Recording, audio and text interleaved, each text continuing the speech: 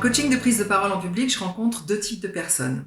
Il y a ceux qui préparent avant, qui prennent le temps de réfléchir, qui reviennent plusieurs fois sur leur copie, qui mettent énormément d'énergie à faire ça et qui s'organisent évidemment pour ça. Et puis il y a les autres, ceux qui procrastinent, qui attendent le dernier moment, donc en général un jour avant ou la veille au soir, voire même la nuit juste avant leur intervention. Dans les deux cas, c'est pas la bonne technique. Parce que ça n'est pas du tout calé sur le fonctionnement optimal de votre cerveau. Votre cerveau, lui, il a besoin de revenir sur le sujet 3 fois et il a besoin d'y revenir sur des temps courts. C'est un peu le 1, 2, 3 soleil, ou alors le 3, 2, 1, go, ou encore la fameuse chanson de Jacques Brel, la valse à 3 temps.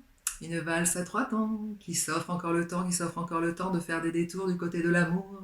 Ouais, je sais, je chante comme une casserole. Bon, bref, en tout cas, 3 temps courts. Premier temps, on pose toute notre matière, ok ? Sur un papier, sur l'ordinateur, sur un mind mapping, dans un carnet, comme vous voulez. Vous mettez toutes vos idées en vrac. Vous vous souciez pas de la structure, de la priorisation, du temps qu'il faudrait pour parler de tout ça. Non, vous posez toute votre matière. Une fois que cette matière est posée, là, vous vous demandez quel est mon objectif par rapport à ma cible, aux gens qui sont dans la salle. Vous le clarifiez bien, cet objectif, et c'est tout. Ça, c'est le premier temps de préparation. Après, vous allez faire autre chose. Oui, si vous voulez. En tout cas, vous laissez votre cerveau ingérer, digérer même, toute l'information. D'ailleurs, la nuit, souvent, ça se passe très bien, parce que le cerveau a tendance à recycler les informations, donc profitez-en. Et c'est tout.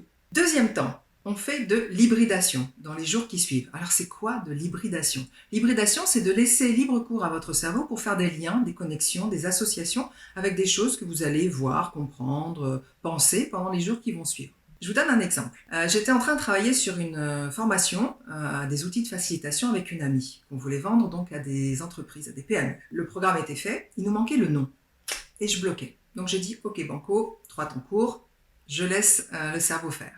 Et je vais me balader. Je passe devant une pâtisserie que j'affectionne particulièrement. Et là, je vois une tarte au citron qui est absolument divine, que je n'achète pas. Yes. Je continue. Un peu plus loin, un magasin de fringues dans ma rue qui a refait toute sa déco. Et en fait, il y a des énormes quartiers de citron en carton colorés dans la vitrine. Et je me dis, tiens, ça c'est sympa pour un événement, ça pourrait être chouette. J'emmagasine l'idée, pas plus. Je rentre chez moi. Je me mets sur ce projet à nouveau quelques jours après. Et là, d'un coup, je me dis, mais cette formation, en fait, on va l'appeler la formation Zest.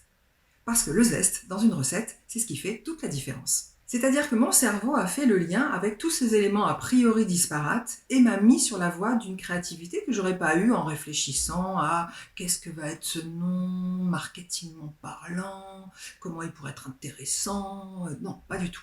Il a fait le boulot tout seul. Et c'est ça l'hybridation, c'est de laisser votre cerveau faire, de lui faire confiance. Vous allez voir des choses, comprendre des choses, observer, ressentir, et ça va créer des liens qui vont servir quoi ? Votre objectif, parce qu'encore une fois, dans le temps 1, vous l'avez clairement identifié.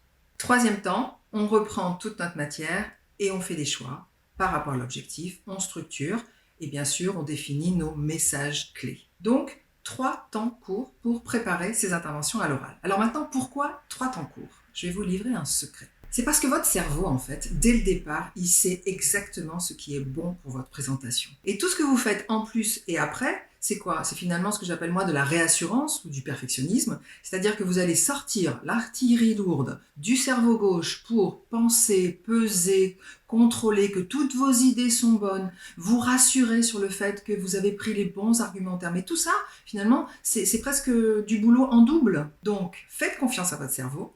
Lui, il sait ce qui est bon, simplement, donnez-lui les moyens d'être optimal, aller chercher tout son potentiel, et pour ça, c'est 3 temps courts. Donc, 1, 2, 3, faites confiance à votre cerveau. Ciao!